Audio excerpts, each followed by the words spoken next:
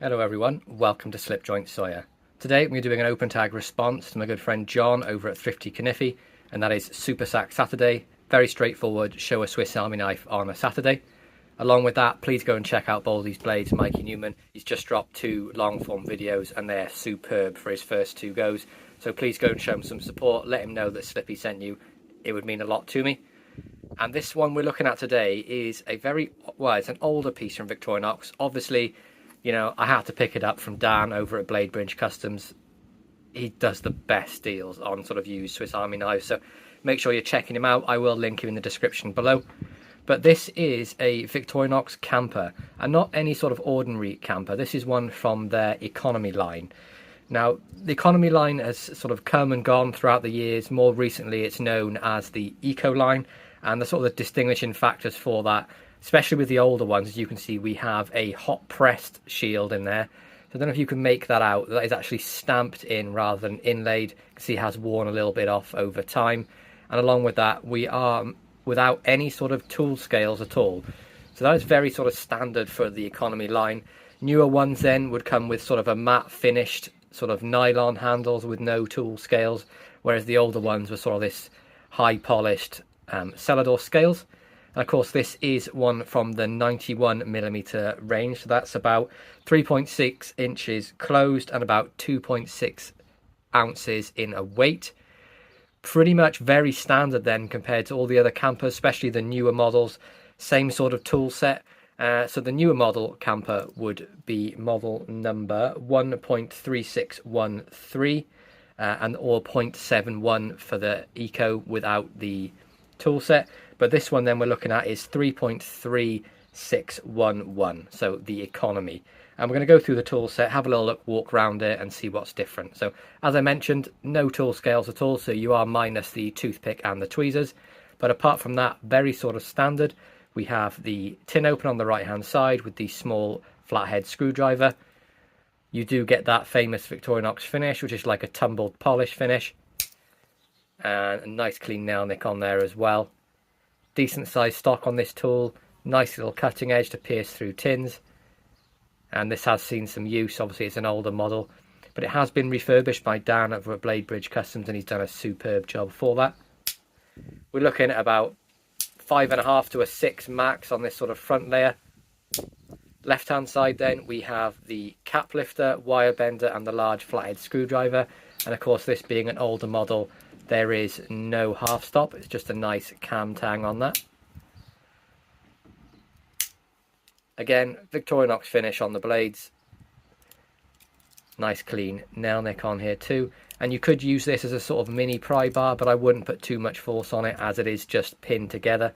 And you would probably end up giving it a bit of blade wobble if you use it for too much hard work. But I would be happy to sort of put my finger under here, my thumb, and do sort of smaller prying jobs.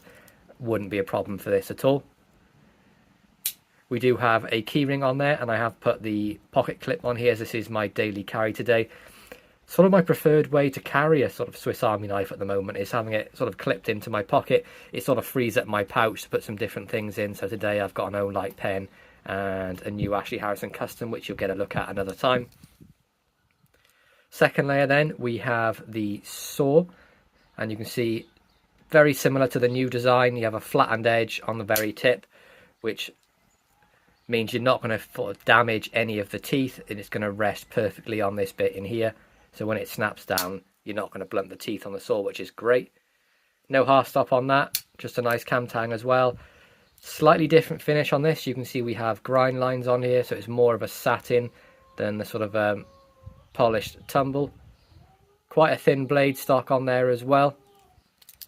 Really aggressive saw teeth on this. You can sort of see that moving back and forth. I've become a big fan of the saw blade in the recent sort of months. I've been carrying more and more models with the saw, using them for so perfect a strike in the back of a fire steel. This is a nice squared off tang on there. No half stop then, and the tool of course is less than 3 inches with a cutting edge as well as less than 3 inches, so no concerns for that being a UK friendly carry. On the back of this then we have a pen blade. Now the pen blade, we're looking at a sort of a 1.6 to 1.7 inch length depending on the age. This is a little bit less, so it's more like the 1.6 because it's had some sharpening use. And then the same with the cutting edge, it's between 1.5 inches and 1.4 inches. And you can see this has been sharpened by Dan and is so sharp. He does such a good job of restoring these Swiss Army knives. You can see that edge on there.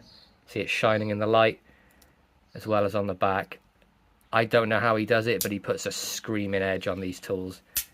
Nice action on this blade then.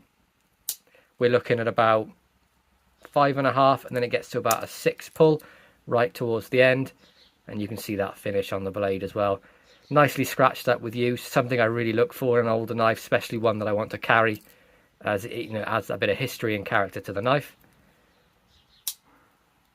Final tool scale for the final tool for the front of the knife, we have this really wonderful spear blade, classic Victorinox blade shape, classic Dan edge on there. I mean, you can see this, the shine on that. He does a fantastic job, razor sharp. Honestly, I've never known anything be so sharp.